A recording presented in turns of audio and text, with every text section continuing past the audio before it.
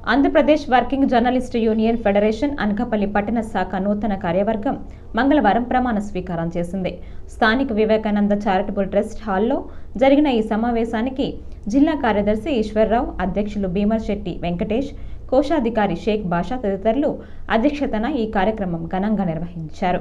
అనకాపల్లి పట్టణ శాఖ అధ్యక్షునిగా శశి, కార్యదర్శిగా పొలిమేర నాగ, గౌరవాధ్యక్షుడిగా తిమ్మా పాత్రుని రమేష్, కోశాధికారిగా గంగాధర్, ఉపాధ్యక్షులుగా కాన్రేగ్ల సతీష్తో పాటు సురేష్, భోగలింగం పలువురు సభ్యులుగా ఇతర కార్యవర్గంతో ప్రమాణ స్వీకారం చేశారు.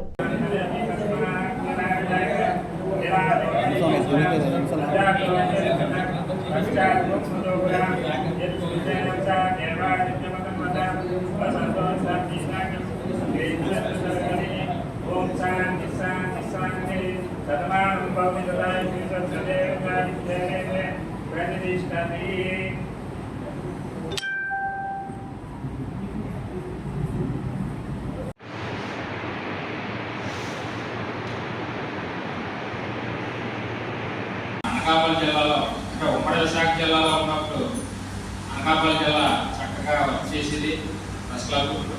ఇప్పుడు మనకు మెయిన్ అనకాపల్లి జిల్లా. అనకాపల్లి జిల్లాలో నాకు తెలిసి మన ప్రెస్ క్లబ్లో సుమారు ఒక 80 మంది ఉన్నట్టున్నారు.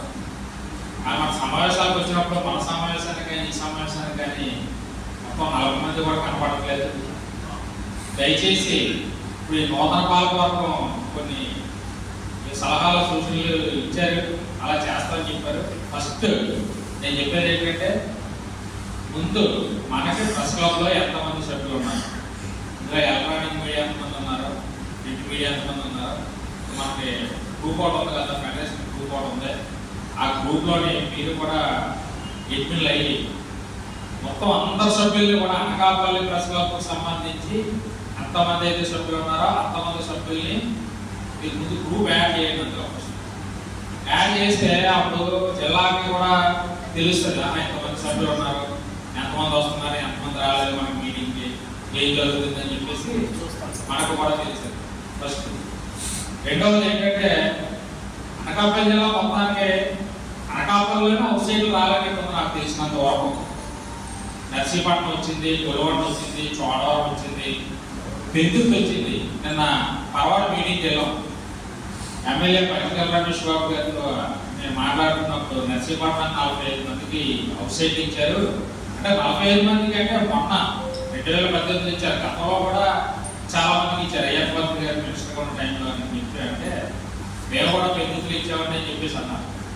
అనకాపల్లికి పెద్ద పెద్ద యోధాలు ఒక మంత్రులు పనిచేశారు, ఎంపీలు పనిచేశారు. మీరు అందరూ కలిసి ఎందుకు సైట్ తీసుకోలేదు అన్నదే నాకైతే తెలియడం లేదు.